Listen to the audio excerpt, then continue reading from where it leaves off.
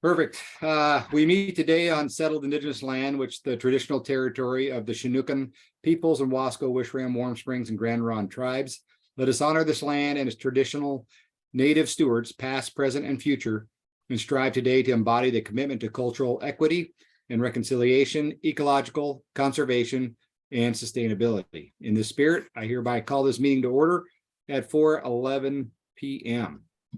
Tia, can you take the roll call, please? Yes. Greg Pack, Chair. Yeah, I'm here. Megan Ramey, Vice Chair. Daryl Roberts, Secretary. Here.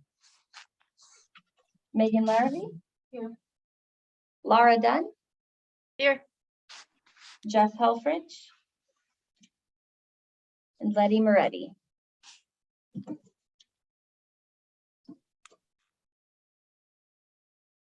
Okay.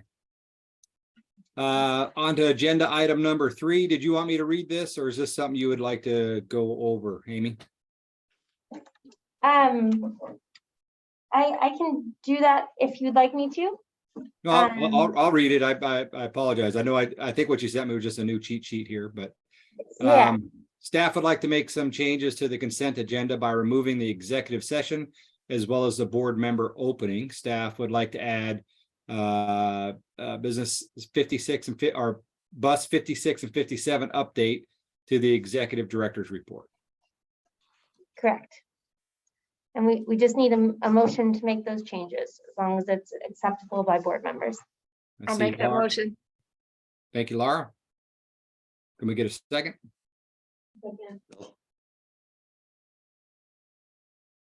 Did Megan say that? Yeah. Okay, second. Any further discussion? Okay, all those in favor? Aye. Okay, chair votes aye. All right, on to item number 4. Need approval of our October 19th minutes. I did have a change. I think it was 9A on Gorge to Mountain.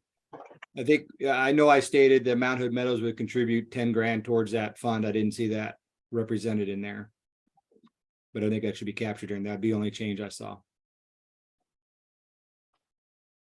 right, we'll make sure that that's updated. Thank you, Greg.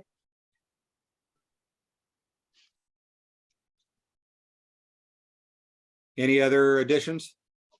If so, I'd entertain a motion. I'll make a motion to approve the minutes of Thank the you, Daryl. October meeting. Can we get a second? I'll second. Thank you, Laura. Any further discussion on the minutes? All right, all those in favor? Aye. Megan, did you vote aye? Yes, I. Okay. Awesome. Any contrary minded or opposed? All right, perfect. Number 5, do we have any members of the public here? I can't see on my end. Nope. Okay. With no public comment, I will not read through that. Agenda item number 6, financial report. Teresa, the floor is yours. I'm assuming you all have the financials and have gone through them, so I'll go quickly. The cash on hand at the end of October was 1.1 million. That's about 91,000 less than last month and about 106,000 less than last year. There's 2 main reasons for that. First, grants receivable is much higher than normal. It's about twice as high as it was last year. And the CIT account, which is 35,000 more than last month, has also been increasing. It's about 271,000 more than last year.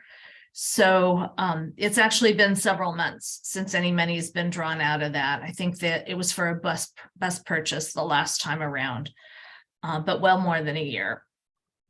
So that makes cash on hand a little bit smaller than they might be used to, but so it's a constriction. Your money's kind of tied up. If you have any more questions about that, let me know. On the accounts receivable, Tia, last month you did a summary. Did you want to do a summary of that? Okay.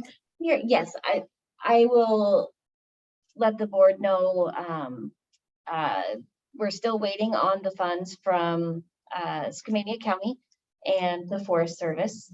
I have followed up on those and we're still on track. It's just a timing, issue.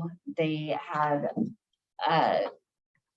some staff members that were out with COVID, and so it delayed the payment process, but we are still on track for those funds to be received. Is that the money that's past 120 days?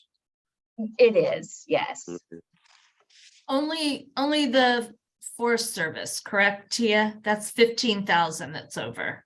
So that one is Skamania County. The Forest Okay. Service, that one was kind of a learning curve with their invoice process. So it is current now. So yes, the only one that is delayed is the Skamania County. On the grants receivable, at the end of October, it was $812. Like I said earlier, the balance last year was around $439. And I think this, you mean 812,000, yeah, what did I say? $812. Oh, excuse me. There's a little difference. I'm sorry.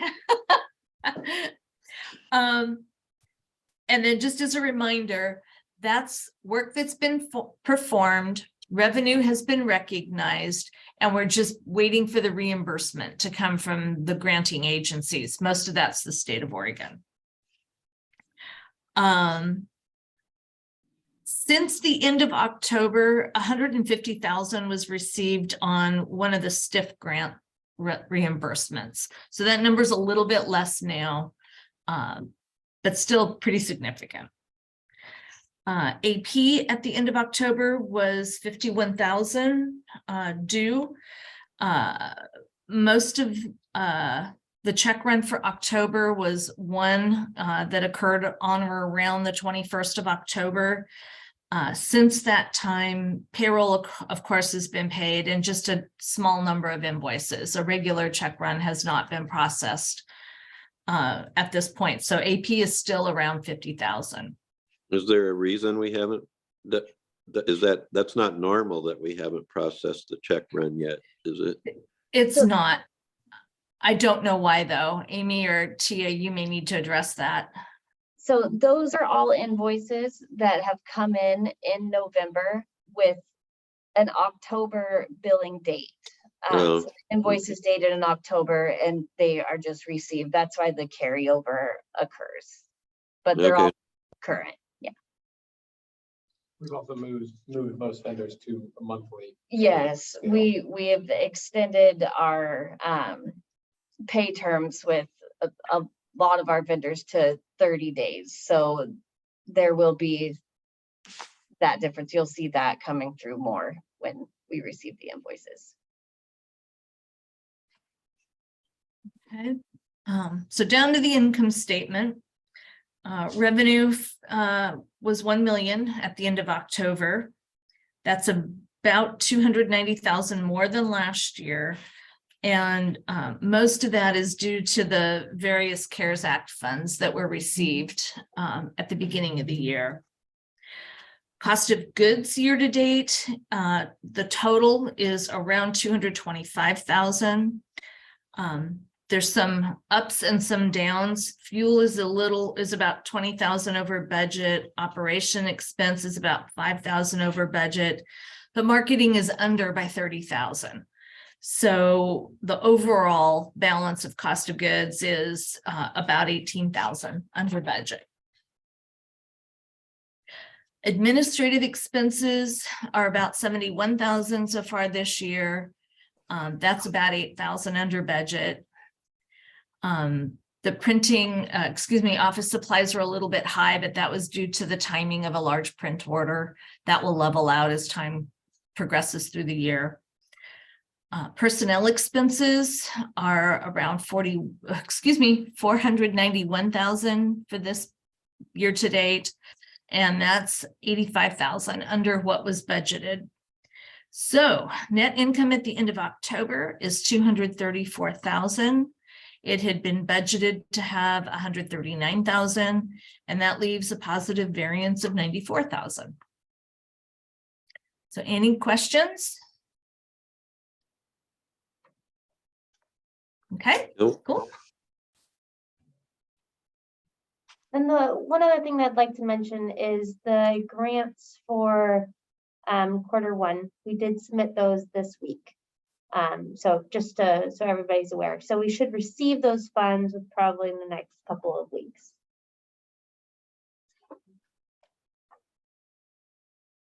All right. Okay. Thank you, Teresa. Sure. We're on to agenda item number 7, resolution and action items. Amy, please go ahead. All right. So for our Columbia Gorge Express service, we have been working with ODOT to kind of figure out what's the best way to serve the I-84 corridor and specifically mitigate the impacts of visitors to Multnomah Falls, Cascade Locks, and Hood River as well. Last year, as you know, we used Falls to Locks, which we can contracted directly with ODOT to operate. And staff, and as outlined in your memo, you have this information. There was lots of different issues that we felt kind of popped up based on how we did the service. And we really think that in order for the service to be beneficial, it should be operated as an expanded service. So during the summer, we have additional runs that we might not do in the winter. Instead of adding another service that only goes from Portland to Cascade Locks. We really think it would be beneficial for the service to go all the way to Hood River. So tonight I am asking for you to have discussion, but help staff understand how the board would like us to move forward for planning for the next summer. I have outlined a couple of different options. I had originally sent you this memo and have sent you an updated memo in your board meeting materials. We originally were looking at a couple or 4 different options. Some of them would only go to Cascade Locks and some of them would go all the way to Hood River. We have been talking with ODOT and they agree that we should just go all the way to Hood River in order to increase ridership, but also to make the service easier for people to understand. So they are on board with us going with adding additional service during the summer months all the way to Hood River from Portland. The question for the board is if we should be looking at a frequency of every 45 minutes or every 60 minutes in order to, as we work with ODOT, to figuring out the best way to fund the service. Last year, we contracted with them and we used specific funds. I'm forgetting where they were from, specifically that ODOT used. But we can either contract with them again potentially, but ODOT's suggestion was that we actually add this expanded service in our statewide transportation improvement fund, statewide network grant application that's coming up here soon, which is something that we can do with approval from the board. The thing to know is just there will be a higher match dollar that we would have to come up with, because for the statewide transit network application, we are required to put 20% match, and that could potentially be 10%, but to expect that we would have to contribute 20%. Yes. What is the cost difference of every hour versus every 45 minutes? So for every hour for just one season, it's gonna be about $72,000 If we had hourly service. if you had hourly service. And if you have every 45 minutes, it's gonna be basically double that for a season. Okay. So for 2 years, so for a biennium, it would be, if we just did option one, which is 60-minute frequency, it'd be about 145,000. And if we did option two, it'd be about $300,000 extra that we would need to add to our application. And so these applications are due on November 30th. And this is a competitive grant. So if the advisory committee decides that they do not want to approve this additional service, there are other ways that we could potentially work with ODOT and provide the service. So that's something for the board to know as well. And this past summer, we did get the frequency down to about 60 minutes. So that's the level that we had this past summer. We just didn't go the full way to Hood River. Any questions, any need for clarification on any of those pieces? So I'd just make the comment, it seems like we would get really a lot more value per trip out of doing the 60 minutes service and 11 trips per day. You know, with it doubling the cost for just 4 more trips than that. I guess I would favor the option one. And that would be $14,000 potentially out of our budget to be able to support that. Yes, I mean, it'd probably about 30,000 for the biennium. Because it'd be two seasons. Yeah, that was my feeling too, Laura. I agree with what you said. All right. I agree. I think it's a nice expansion of service and, you know, could match what we offered next year and improve on it in some significant ways.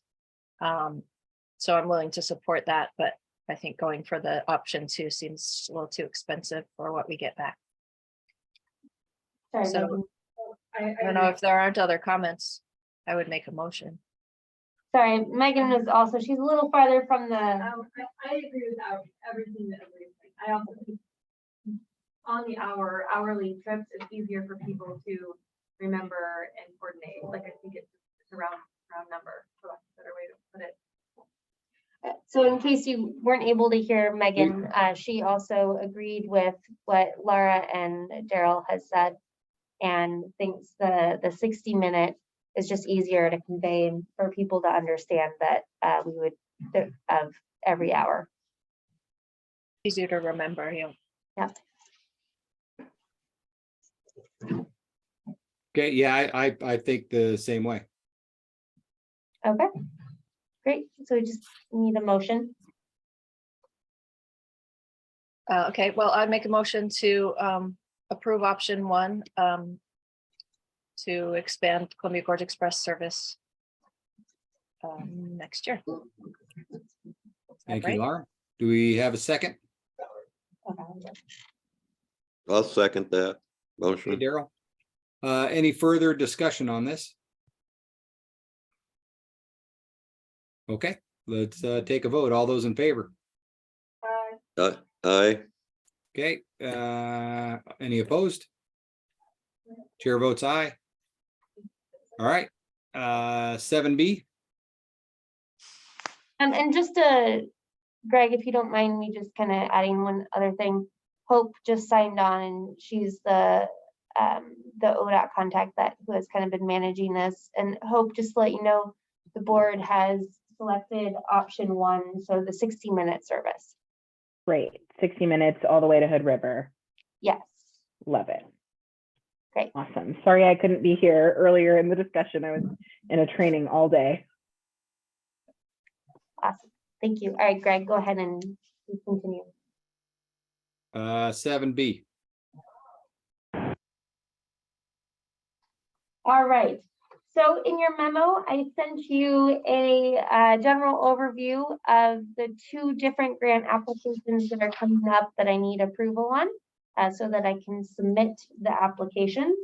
The first one is the one that we were just kind of talking about, is the statewide transportation improvement fund, statewide transit network application for our Columbia Gorge Express intercity service.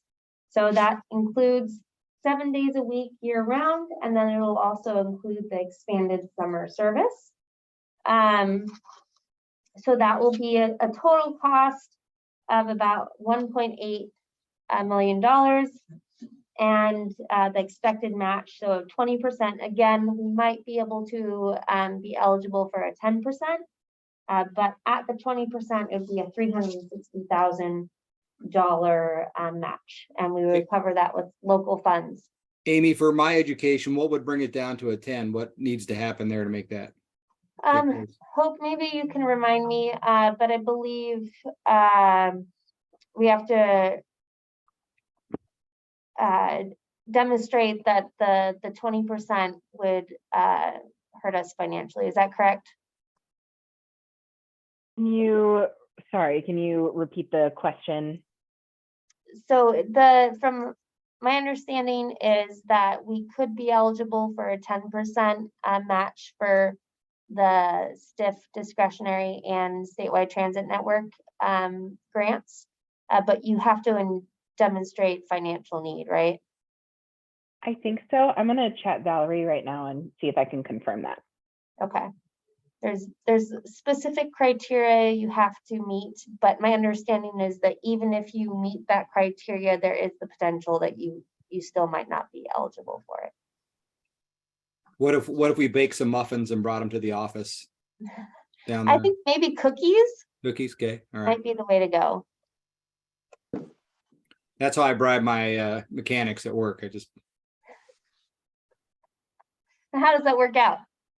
Pretty good, pretty good. Good. I always found that beer works Beer works better for sure. with mechanics.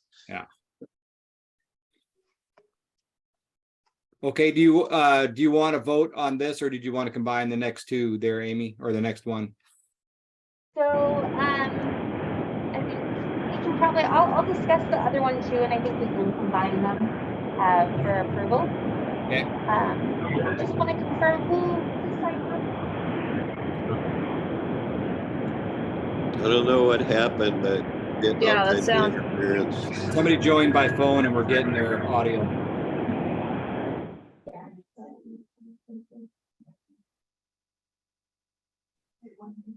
That's better. All right, we just muted you with the last 4 digits of 1154. Please, you can unmute by, I think, *31. Or raise your hand. Or raise your hand. Yep. Okay. So the second one is also statewide transportation improvement funds, but it's a discretionary grant, so it's a little bit different. The statewide network is for applications for transit systems that help connect the state with transit, and the discretionary has a little bit more leeway of what you can use it for. So this specific application is for intelligent information systems. We discussed this last year during our budget meetings. And this grant would help us add automated passenger counters, do upgraded dispatching software, real-time passenger information systems, and dynamic fare payment solutions. MCED is not going to be joining us. So the total cost is going to be $150,000. So that match, what does that go down to? Is it just Be $30,000. 30? Yep. Sorry, I already did the math. Anyway, so the match should be $30,000, and this would help us for reporting purposes and increasing rider experience or improving rider experience. Amy, can you remind me what the ongoing cost would be to have that? So to have these, they would be one-time costs that we would be looking at to paying with this specific grant. But there's no ongoing monthly maintenance cost or subscription fees. Anything, if we did have any subscription fees, they wouldn't necessarily be covered with this grant. They would be covered as our regular fees that we have for dispatching software. No, okay, I understand. I just wanted to know what additional stuff would hit our budget. Yeah, so that would be, so right now we're at, what, I'm forgetting what we are. Dispatch software? Yeah. It's like $600 a month. Yeah. It's $600 a month. However, my guess is with these new dispatching software that we're looking at, it's probably going to be increased from there. Yeah. Potentially closer to $3,000 a month. So when we originally talked about all this, weren't we talking about $100,000 for the automatic passenger counting system? Or am I not remembering? Correct, and I believe you approved $50,000 of that with the stipulation that I would be going after a grant in order to pay for some of these funds. So Yes. this is the grant that we would use to pay for these funds. And if we receive this grant, then we would just change what was in our supplemental budget. But you're saying it's 125 now and not 250 as represented because McKed's not joining us. So it's 125, Sorry, it'd be 150 150. Okay. because their piece was 100,000. So we went from 100,000 to 150, is that correct? Yes, we did. And I think that reason was because of just adding some buffer room. But I think it had to do with the dispatching software. Is that correct? Yes. The dispatching software ended up being more expensive than what we had originally understood. And then that's going to go up by $2,400 a month. Yes, for like the ongoing fee. I will remind the board though that what we are currently paying for our dispatching fee is incredibly low compared to what we have had in the past and what we're finding is standard for dispatching. This is also our current dispatching technology that we have. It's not really operating as we need it to operate, and we're actually losing it in February. They've told us that they will no longer support our services. We have too many requests for them. It's all the time. Yeah. It's a very manual software that can work for very small agencies with small number of trips. But as we've gotten back out of COVID and have a higher volume of trips, it's been, I don't know what a good word is, cumbersome. And so our goal is with this grant to get, there's ways that we can work with the company. In order for us to do that, we'd have to put the bid out, but there are ways for us to work with these different companies to make some of those upfront costs or some of those costs more upfront rather than an ongoing need. So if we are able to do that, then we will not have to do necessarily bump that monthly ongoing cost up quite as much. Does that make sense? So it's, Well, that makes sense, but what happens if we don't get the grant? Then we're going to be spending so we just- 150. we're just going to have to scale back what we want. So if we don't get the grant, then we're going to need to focus more on our dispatching technology and it's just going to be focusing on our dispatching technology and ensuring that that works appropriately. So we'd have to, if we don't get the grant, we'd have to remove pretty much everything else that we're kind of looking at.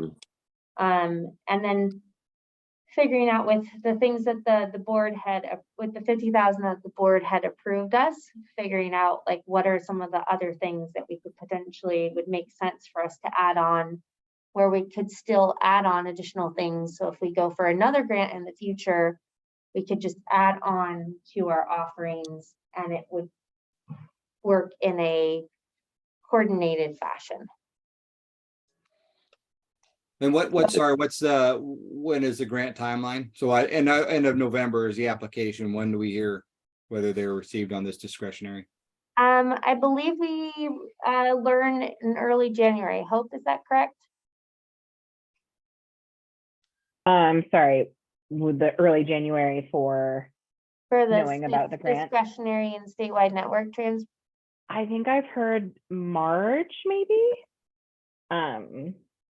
Also, if I can talk for just a second, I just talked to Valerie for a second about the rules. She said, yes, theoretically, the rules say that it is possible to get your match down to 10% instead of 20 if you can demonstrate that the project meets those criteria outlined in the rules. However, Valerie still recommends planning for 20% and hoping for 10 because it's at PTAC's discretion. And I think last time they chose to keep that 20% across the board.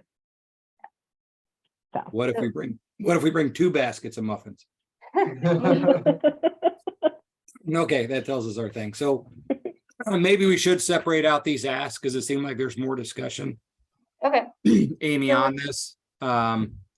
But do anybody have further questions on the discretionary? I guess I want to sort of I'm summarize. a little, sorry, go ahead. We need to upgrade our dispatch software period. Yeah. Correct? It's currently 600, but it looks like it could go up to 3,000 a month, but that would include these other services like ridership and So really, it's gonna be, so when the dispatching software that we're looking at, it's gonna be a better software that is gonna allow better routing for our drivers. It's also gonna allow for reduced time by admin staff for creating these rides. For example, to schedule an Upper Valley ride, like worst case scenario, it can take up to an hour.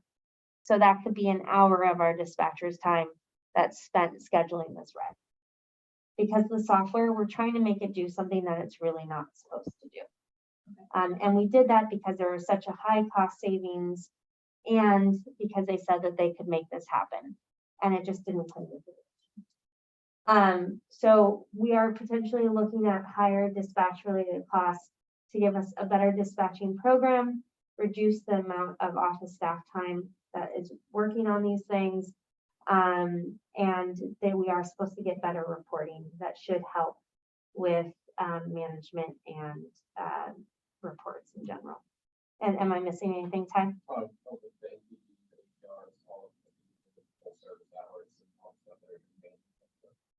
Yeah. So the reports that we have to submit every year to FTA, as well as the reports that we have to do on a quarterly basis to get our grant reimbursements, which is the APR that Ty was referring to. okay. I guess I'm just trying to understand more apples, like oranges. And if we didn't get this grant, then what will we be looking at? What's the minimum for realistic dispatching software that we are needing? Yeah, so I think first let's look at, Greg, if we could make a decision on the first one. So the statewide transit network, Columbia Gorge Express intercity service. And then I think we need to, for the second one, have a little bit further discussion and I'll add some additional information that I think is needed to address that. Okay. So let's go back to 7B. So we need a motion. Sorry, 7A. Sorry, 7A. Right, No, we already, or I thought we 7B. already talked about 7A. Oh, never mind. Sorry, 7B. So 7B, approval of stiff discretionary. Well, I guess they're joined together here on the agenda, so can we separate them out? I guess we can. Oh, well, let's go ahead and separate them out. I think we can. Okay, so I need a motion if you guys agree to approve the stiff statewide transit network, Columbia Gorge intercity service grant application if somebody so chooses. I'll make that motion. Okay. Laura, do we have a second?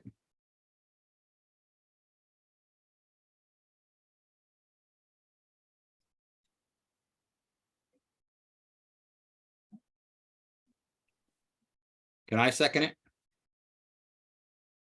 I don't think so. Okay. Megan seconded it. Okay, I didn't hear it. So, Okay. okay, so we have a second. So now we can have any further discussion on the statewide transit network. Any And further just- discussion? Just a reminder, this is for the Columbia Gorge Express only. Yeah, intercity Um, service. Yep, and would include the expanded summer service. Is this for 2 years or when? Yes, 2 years. So it's for a biennium, which would be, so Mm. it'd start fiscal year July 1st, 2023, and would go to June 30th, 2025. Yeah, So no, that- our expected match, that would come out over a 2-year period? Correct. Okay. And so we would use, in order for that match, we would use a combination of local property tax funds that we receive, as well as monies that we receive from our STIF plan. Okay, And so every year, just so you have an understanding, every year we receive about $240,000 from local property. And then STIF plan, we're looking at about 600,000 each year. That would go for maintaining service, not only the Columbia Gorge Express, but our other services as well. okay. So, any further discussion? So we have a first and a second and no further discussion. oh, Let's take a- sorry, Megan had something. Is this the same thing that we're gonna do option 1 versus option 2? No, we voted on that one. No, we already voted on We that one. voted option 1, right? Yeah. But is this money go to option 1 that now we're voting on? So that is a very good thing that, yes, so that one, I put in the 1.8, that's for option 2. So it's actually less money. So it's less, it would be, Half of that? yeah, no, it'd probably be about 300,000, I think, close to that. We can do the math Okay, real quick. yeah, that was more my question, because the numbers aren't adding. I up in know, my yeah. math, but- Yes. No, that is a, let's see. Do. Would be So 1 point- $14,000 off of that probably, right? Yeah, something around there. So it'd be about 300 Well, and 30,000, 330. Yeah, 330.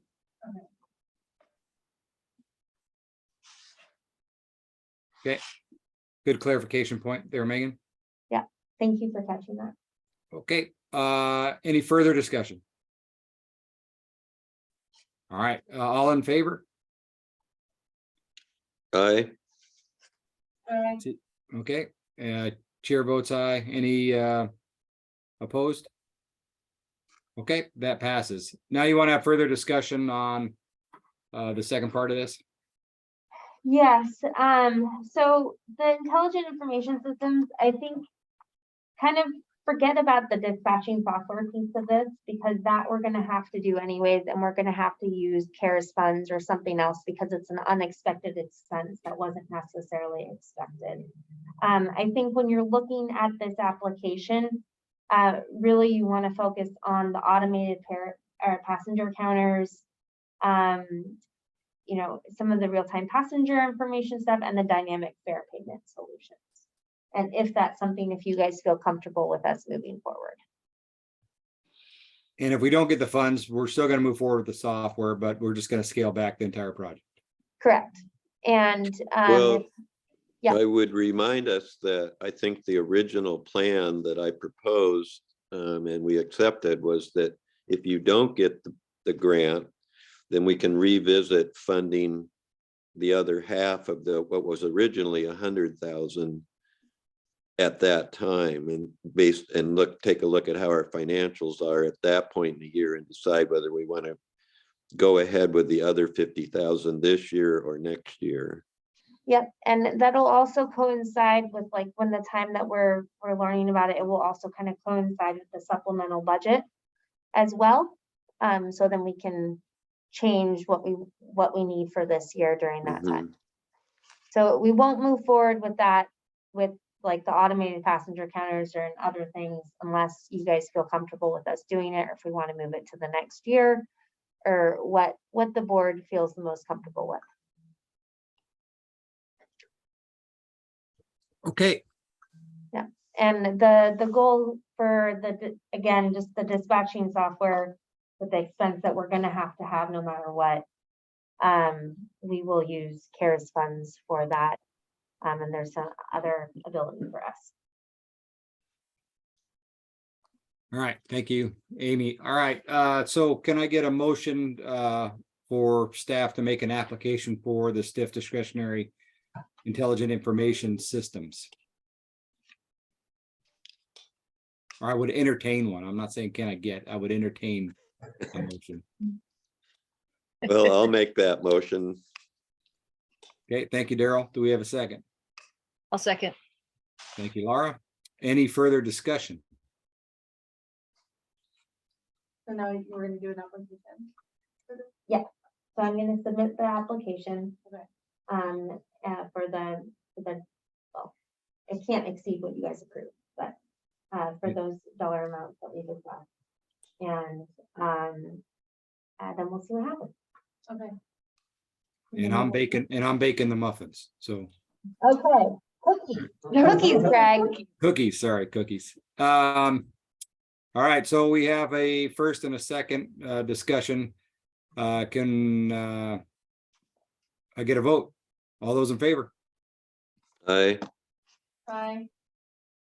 Okay, all those opposed? Chair votes aye, motion passes. Right. Thank you. I appreciate the good discussion on that. So 7C Stiff Advisory Committee member. Still Yeah. looking for somebody. Yes, so we have another person who is interested. Her name is, oh gosh. Giselle Ayala. She's actually the lady who's been attending the meetings the past couple times. She works at One Community Health and would be a representative of low income as well as seniors. And I'm asking the board to approve her for as another STIF advisory committee member, and that would bring us up to a total of 7 members.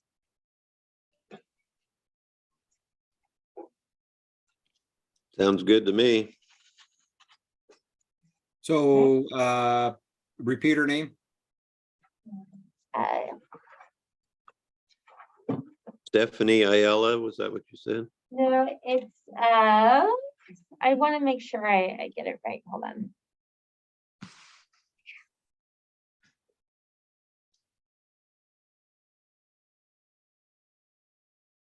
Just glad we have somebody. Yes, and seems very interested, so it's wonderful. Gisela Ayala Echevarria, and I apologize for my Spanish skills. All right, Okay. I want somebody to be able to repeat that in their motion as they approve Yeah. it. Who's My gonna do it? pronunciations, I apologize. I'll make a motion to assign Gisela to the STIF committee. Great. Thank you, Laura. Can I get a second? I'll second. All right, Daryl. Any further discussion? Okay, let's take a vote. All those in favor? Aye. Any opposed? Chair votes aye. All right. Thank you. Ty, we're up to you on number 8, operations report. Perfect. We have it as A being the employee of the month, so we'll do that first. Our employee of the month or driver of the month this month is Dennis Bloom. He has been with us for just about a year, maybe a little bit over. Came to us from Carson, longtime Hood River resident. He is the driver of the month because you would have to physically restrain him from coming to work and doing his job to the full extent. In the bad case, even if he's sick, he'll call, I'm still coming in. Like, no, Dennis, you have to stay home. You don't feel well. So he's always the first person to show up and get everything done. I would also say that everyone who has ever ridden with him has always sent me some sort of message or something that says, your driver is wonderful. He really seems to take care of the passengers. And he was super communicative, and he was on time and et cetera, et cetera, et cetera. So, He always gets great reviews for being the large gruff type. He's very soft and nice. and he's, Awesome. And he's our driver of the month. Yeah. Our safety score went up a little bit. We had 0 crashes. We are hopefully going to finally resolve our Samsara reporting issue as we're finally moving the boxes into the last vehicles now. We had one harsh event. It was a harsh braking. We started our winter service October 1st, which reduced our service levels a little bit. So you see our drive time and miles driven are down. Our on-time performance is largely the same. The dial-a-ride on-time performance came back up to where it had previously been. Our fuel usage or fuel costs increased a little bit. Our diesel usage went down and our gas usage went up. There were 2 relatively major vehicle repairs. They were both on our internationals that we run back and forth to Portland. They both needed hubs and axle seal and a lot of stuff with the wheels and tires replaced on them. And our cost per mile is back up a little bit, assuming that's due to fuel prices. Are you running, Ty, are you running smaller buses that just use gas? Is that why we switched to that since this time of year? We try not to, but due to the repairs to those 2 vehicles, we were running gas vehicles on a lot of routes that we usually use the larger diesel vehicles. Okay. We don't want to, but we had to. Any questions on that, or we'll jump into the ridership section? No questions, looks good. Okay. Ridership, we forgot to hide the September 1. Again, the left side is the old and the right side is the new. Maybe we should put dates on it, like October 21, November 21. That'd be good. Well, I wanted to explain, Ty, that the reason I made that mistake is because in accounting, we always look from left to right. Oh, no, I agree. So I think we should label them so that if it's confusing for the board who's looking at it every month, it's definitely confusing for somebody who doesn't know what they're looking at. But yeah, ridership is largely up across the board. There's 2 that were down, Dial-A-Ride and Upper Valley. Our Upper Valley last year at this time, we were helping out the school, so we had the highest ridership in Upper Valley's month history last October. But our overall ridership compared to last October is up by 1 whole boarding ride per hour, and was increased by 0.1 since last month.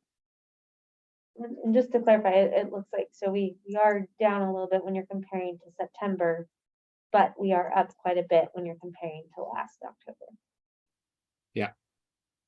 We're down by numbers because we reduced service, but our per hour, we're up. That ridership total. Yeah. Right. Yeah. And then I think, it's good to highlight. So if you look at October from this year on the Columbia Gorge Express and last year, we've more than doubled that ridership. And I will say that when I've talked to other transit agencies, they have not quite seen this bounce back that we are seeing. So I think that should be highlighted and noted. Even still with it freezing, there's lines of people outside. Yeah. Any questions or further discussion on the ridership? I'm good. Any other things we should know about operations? We're getting ready for the Gorge to Mountain service. This is the next big item. And Ty, what are some of the things that you and your team are doing for winter service? That we're doing. Desperately asking any transit agencies for vehicles currently. Specifically, some of the prep that we've been doing for the snow that's happening. Yeah, so we've been getting all the vehicles ready. They all have their winter tires on them. All of them have their chains, shovels, anything that the drivers need or might need during a winter incident. Any of our longer haul vehicles will be putting on like emergency ration kits with water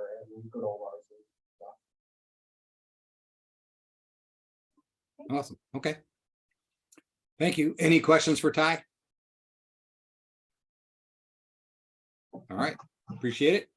On to agenda item number 9, the executive report. Amy, all yours. Thank you. I appreciate it. So I will mention that we have been doing a Spirit Week this week. We've been calling it Sparkle Week. It's a just cat appreciation week. So we had a driver on today. Was a scavenger hunt, and on one of the things on the scavenger hunt was take a picture of board members. So there was just an interruption because the drivers were doing a scavenger hunt. So just a FYI. Perfect. But it's been a lot of fun. The drivers and all the employees have really been jumping on the bandwagon. Today, you should check out our social media post, as yesterday the event was dress up in purple. And so we had a bunch of drivers and employees dress up in purple. And so it was quite a lot of fun. And so you'll see some fun pictures there. It didn't get a lot of like momentum going into it. Right. Everybody's kind of lackluster, and now they want to do it every month. They're really enjoying it. So it's really fun to see, and we appreciate that people are going along for the ride. Okay, so the first piece on the executive director report is the Transit Master Plan outreach update. So this is agenda item is informational only. As of today, we had 138 responses for our second Transit Master Plan survey. This does not include the 63 surveys that we have received in hard copies from Spanish-speaking communities. So that is great. That is what we are looking for.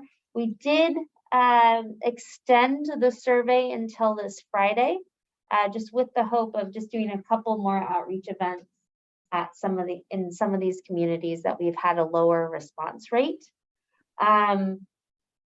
The majority of the respondents, so I think 80 of those 138 were respondents who mostly use the regional services. So that's Gorge Mountain or Columbia Gorge Express.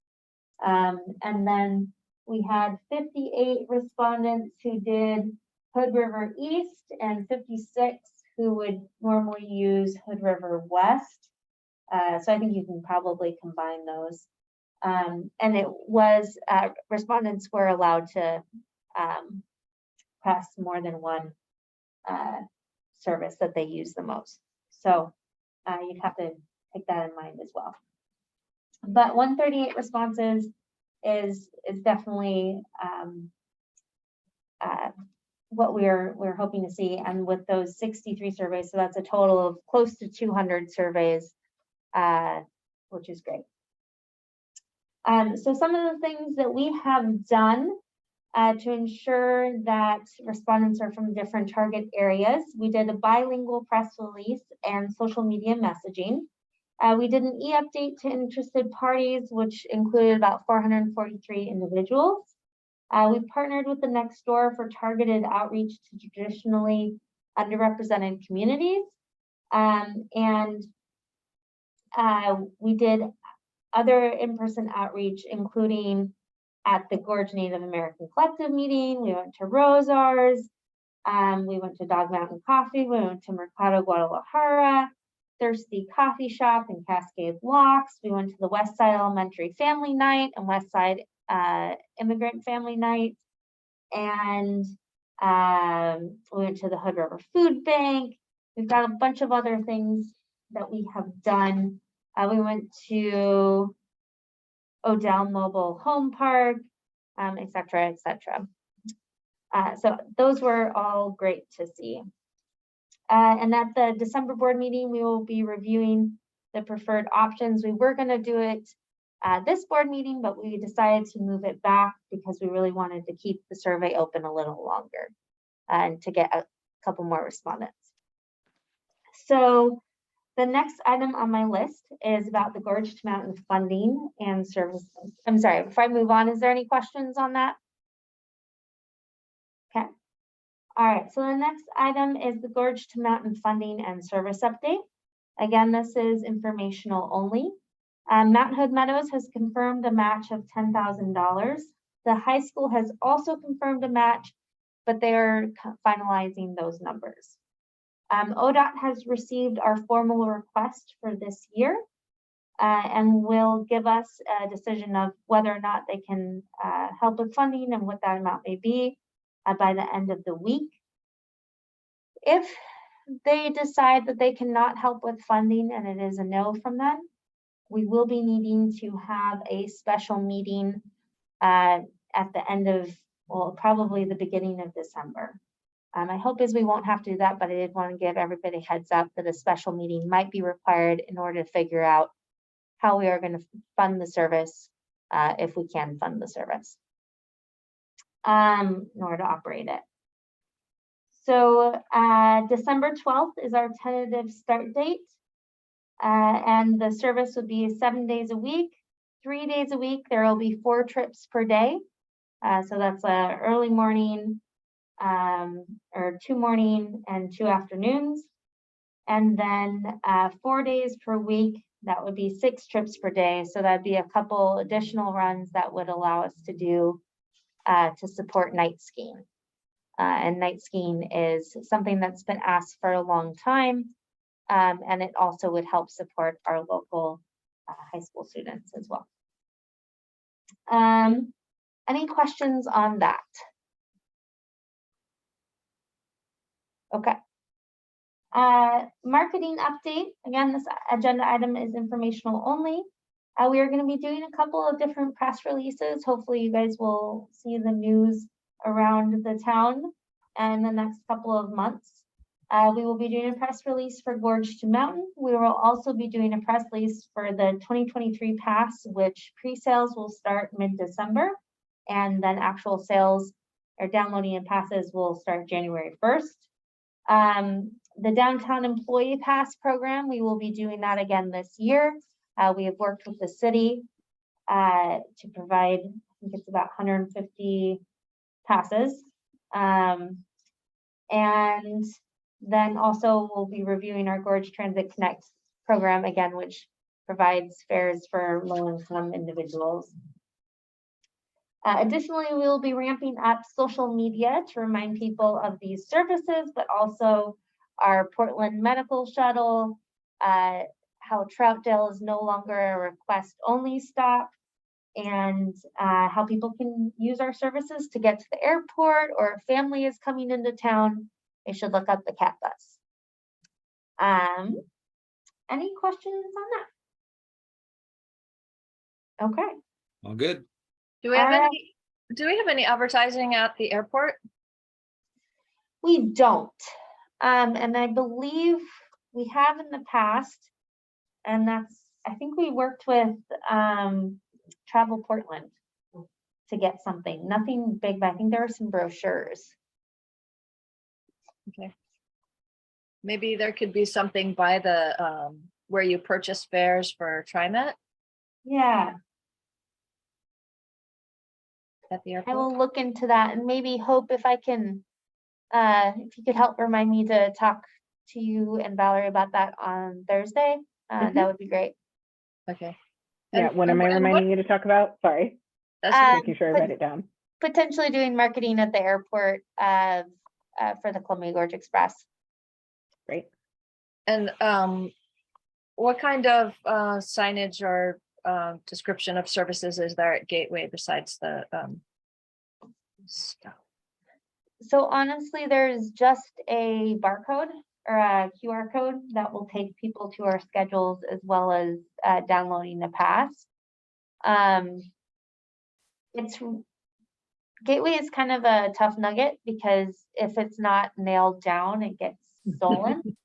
And we've had conversations with TriMet in the past for including some sort of marketing, but I forget what has kind of happened with that. When we get our electronic signs in town, will we have anything for Gateway? So we were going to, but we were told, we were highly advised not to because they would be stolen in 10 minutes. Wow. They said we were welcome to put one up, but Good luck. Wow. Wow.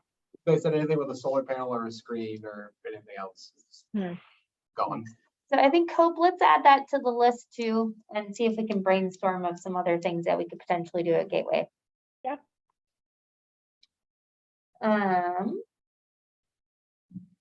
Okay, any additional questions? All right. Vehicle, so the next item which we added was the vehicle issues 56 and 57. Again, this is informational only. I learned today from ODOT. So as a reminder, these vehicles have kind of been problematic for a very long time.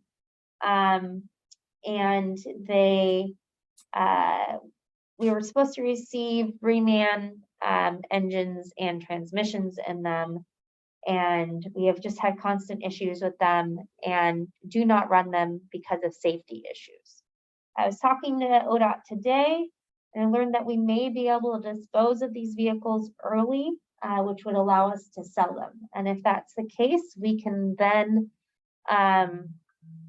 we would have to keep 80% of the revenue of selling the bus. So if we sold those buses for $10,000, we'd have to save 8,000 of those dollars to go towards a future capital purchase.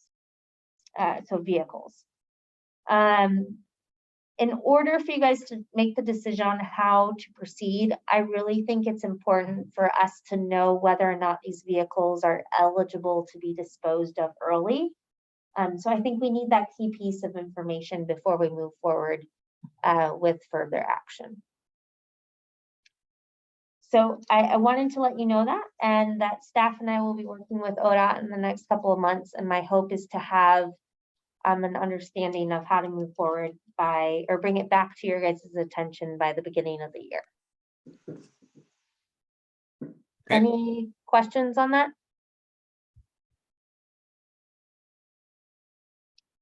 All right.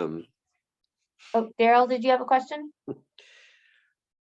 Well, I guess I'm wondering how much longer I mean, it seems like we're already way beyond, the time that we could try to get our money back on this deal, and delaying it longer and longer is only going to make it less likely that we ever can. But, if I don't know what to say, it seems like maybe we ought to make some kind of a decision about what we want to do about them, in terms of whether or not, we're going to try to go back on these guys or not. Because the longer we wait, the less likely it is we're ever going to get anything out of them. Yes, I agree. And I think the hope is that we can, make this decision even quicker and maybe even bring it back up at the December meeting. I think just because we're at the holidays, I think you really need to know the financial repercussions. And in order for me to give you potential financial repercussions, we have to know whether or not these vehicles can be disposed early. And in order for us to do that, I have to provide ODOT with additional information so they can make that determination. Hope, you just happen to be here, so you're our No, it's great. star today. But do you by chance know how long that it takes sometimes for these decisions to be made? I have no idea. I'm sorry to say. Okay. Valerie might have an idea, maybe, if she's dealt with this before. Okay. And Amy, oh, sorry. Is Megan talking? Yes, so Megan had a question of, how we further act, like that we were gonna discuss tonight some specific action of what we might want to take. But because after I learned today that we could potentially dispose of these vehicles,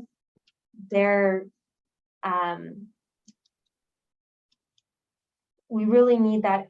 In order for you guys to make the decision of how to move forward, you need to know what the financial repercussions are for us. And if we are eligible to dispose of these vehicles early, those financial repercussions could be a lot less if we go one way versus the other. Okay.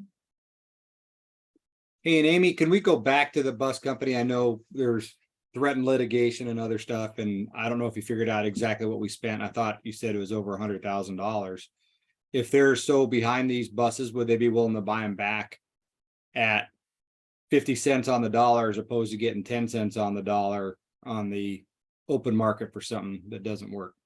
So I don't think we've asked that question. Ty, have we asked that question? Not that I know of. At this point, we have just been letting discussions happen between our lawyers.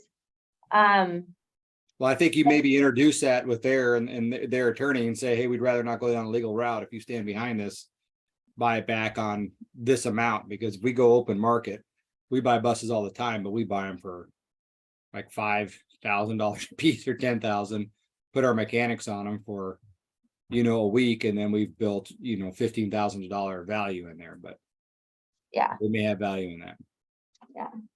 So I think there's definitely some potential additional options. And so I think that would be one of the additional things that we would look into again, so you guys have all of that information. And then also, again, depending on, what road we go down and what ODOT decides for disposal, that could have additional implications for what actions ODOT might want to take. No, Because understood. whereas we put in 20% of funds, so that was, I don't know, I forget, like 40 or 80,000. Yeah, it was right around $40,000. Yeah. Yeah, I mean, ODOT's was close to $300,000. So, so there's a number of different kind of implications that whether or not we can dispose of these vehicles might have. Okay. Any other questions there? Otherwise, we'll move on to discussion items. Okay, does the board have any discussion items they would like to address?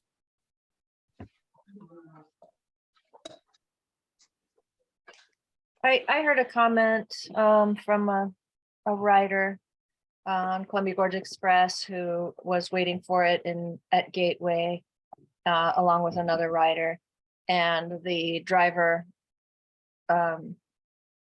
was sitting was a unpleasant weather. The driver was sitting there for, I don't know, 15 minutes and wouldn't let the passengers in because it was her break or something while they were waiting.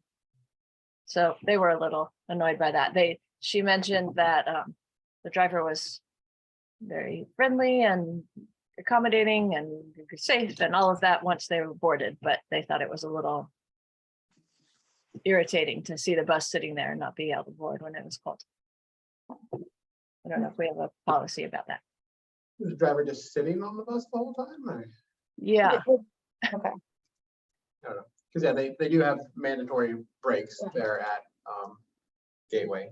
And we've had this similar issue with drivers before, where they get there in the morning, unload passengers, and the other passengers want to get on. Like, no, I'm leaving the bus and going to do whatever for the time I'm here. Yeah, if they weren't there, Yeah, generally Probably. if they're feel better. there, we tell them to be compassionate. And if you're sitting on the vehicle, it's just as easy for people to sit on the vehicle. Yeah, Yeah. so I think, there's maybe some questions, but also, I mean, legally, we do have to make sure that they do have the ability to have their break. Yeah, I understand that. You might want to look at how we can do that in a way that isn't. And maybe Laura, if you don't mind sending a message or kind of around that time frame of when that happened, if you haven't already, that would be great. Okay. Thank you, Laura. Mhm. Any other discussion? Okay, Amy, you want to talk about some upcoming events? Yes. So Thanksgiving, the actual Thanksgiving Day, CAT will be closed. And on Friday, November 25th, we will be operating on a weekend level service. The holiday party will be on December 10th, Saturday, December 10th. This is just, we're still working on finalizing details, but I wanted to make sure that you all were aware. And hopefully we'll be able to see you at the holiday event again this year. It will be more of a potluck style, and a little bit more of a being able to gather style. Okay. Just the location, if anybody Yeah. has. If anybody knows the location, that would be fabulous, you know. And send why are them you looking away. to do potluck beside what you did last time? Yes, so it would be a potluck style, just mostly for budgetary reasons, but also, I mean, Kat would probably do a main course or, you know, the meat. And you know, also potlucks are fun. I really like potlucks. I think they're great. You get to see What everyone wanted. yeah, and the drivers in general were really excited about a potluck, and they've had really good experiences with that in the past. Okay. I obviously have space, but you know, both our places are pretty far away at Cooper Spur and up at the mountain, but We could rent a special bus up there with all the cat people. Yeah. That could be really fun, actually, you know, just to all be on the bus together. You have to double check of how we could do that. Ours, the ones that we've bought are totally fine to do. Okay. We just- yeah, it's an hour-long bus ride each way, so it adds a lot to the party. But Yeah, we could do some sing-alongs. Yeah. Yeah. Party bus. More of the wheels on the bus go round and round a little much. I have added some additional verses to Wheels on the Bus when I sing to my daughter, and so I could help you out. It might be hard to bring any hot items Yeah, to well, the maybe we potluck. could- Maybe we could find a closer venue, but still do the bus. I kind of like that. Yeah. the Crag Rat Hut is an awesome place to do potlucks and stuff like that. It's totally set up for that, for kitchen, downstairs area, and everything else if it's available during that time. That is a really great idea. I've been there multiple times for events. Yeah, that would be fun. That is close to town. Yeah. Ish. And also a nice little bus ride. Hey, there you go. All right, great. Okay, thank you for the event schedule. I would now entertain a motion for adjournment. I'm sorry, can I add one more event? I No. forgot, the holiday parade in Hood River, I believe it's December 4th. But we will be in it, it's a static parade. I really suggest that you guys all come and say hi. Okay, now I'm done, I'm sorry. Please continue. All right, Megan just made an motion to adjourn, if you could hear that. no way, I want to hang out. All right, so we have a motion on the table. Do we have a second? Second. Oh, Okay. Thank you, Laura. Further discussion? I don't think we need any. All those in favor? aye. Chair votes aye. Thank you, everybody. Appreciate your time and spending time on this. Thanks, Thank Greg. you. Thanks, Bye, Dad. everyone. Bye-bye. Oh, thanks for Bye, joining us. everyone. Thank you.